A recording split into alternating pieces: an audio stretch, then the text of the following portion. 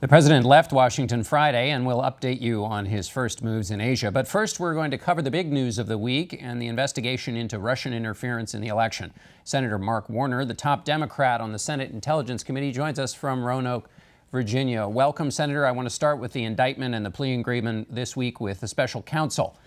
So the president said there was no collusion proved in the indictment of his former campaign chairman. Mr. Papadopoulos did agree that he had lied about a meeting with the Russians. But so far, it looks like the Russians were knocking on the door, but they never got inside. You've done hundreds of interviews with your committee. Is there any evidence of collusion that they got inside and they were connected to this campaign?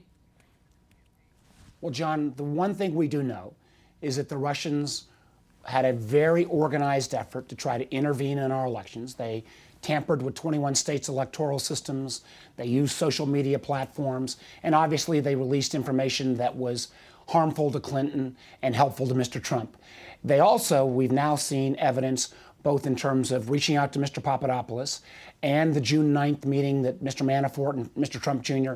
attended, where they had an organized effort to try to offer dirt or emails on Hillary Clinton. The question was, did folks from the Trump campaign respond in kind?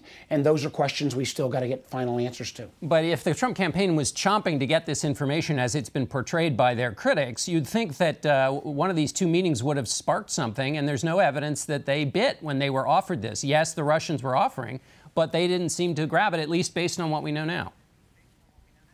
Well, John, I think those are questions that still need to be answered. There's obviously enormous concerns as well when the campaign manager and the deputy campaign manager are both indicted as well.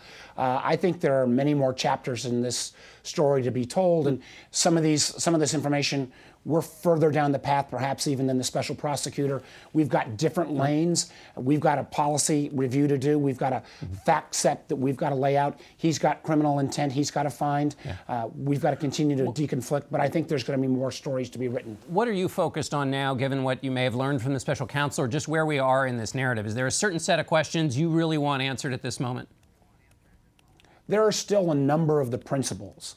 For example, Mr. Trump Jr., that we still need to see. We've talked to a lot of the folks who were in that so-called June 9th meeting. We've been holding off on the principles until we get all the preliminaries done.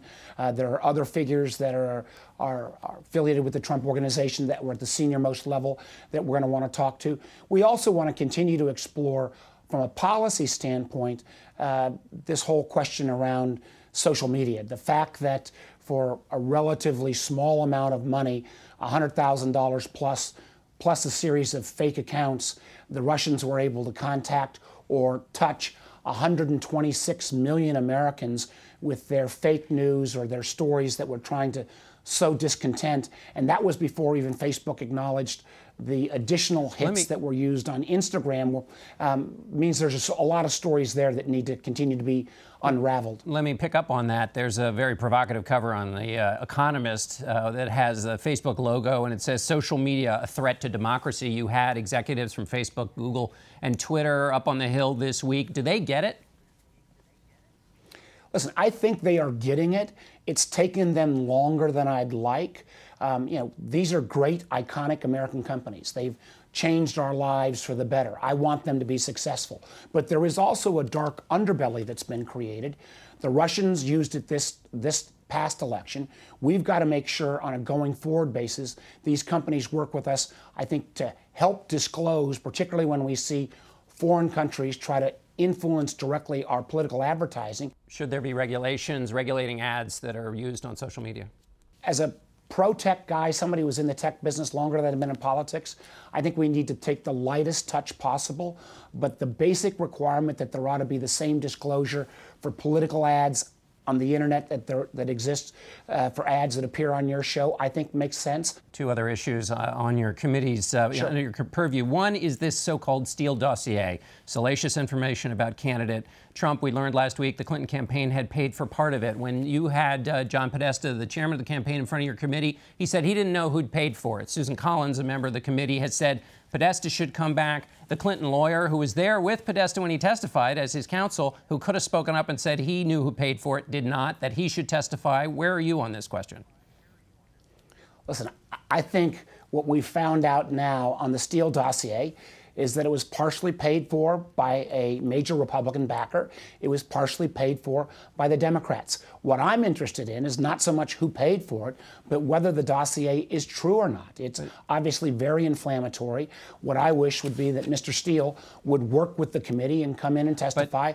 The chairman and I have said we'll travel anywhere to try to meet with him, because at the end of the day, what's the most important is that dossier true or is it not true? But here are two key questions about the Clinton angle. Is one, the material that the Clinton folks got is definitely different than what was paid for by the Republican beforehand. It had a Russian component, which is part of what your committee's looking at. So it would be important on that front who paid for it and why. And then secondly, you got to have people coming in front of your committee who are telling you the truth. And there seems to be some discrepancy about who paid for what when, and that would be why they would come back. So do you want them to come back? If there's discrepancy, there ought to be a chance to get that cleared up and find out what was the basis of that discrepancy. But most importantly, John, this dossier has been out there for 10 or 11 months.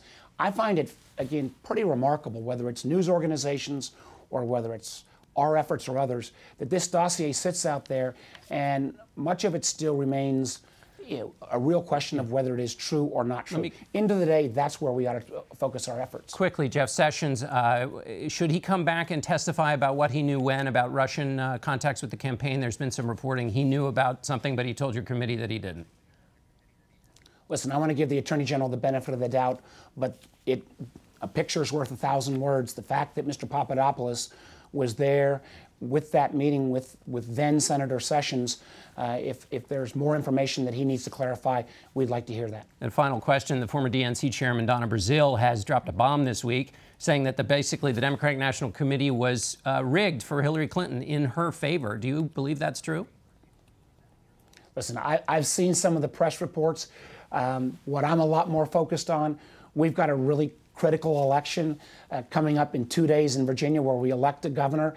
I hope it's going to be Ralph Northam, our Democratic candidate.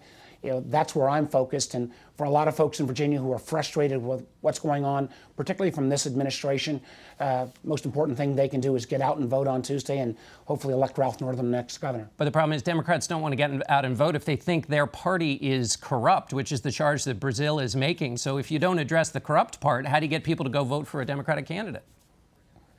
Well, I can tell you there's a heck of a lot of enthusiasm. I don't believe the Democratic Party is corrupt. I believe, Democratic Party is best when it's forward-leaning. I think we've got that kind of candidate running in Virginia right now.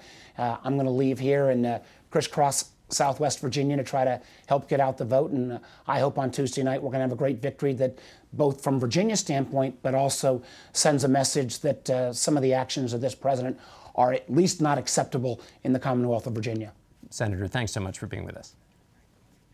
Thank you, John.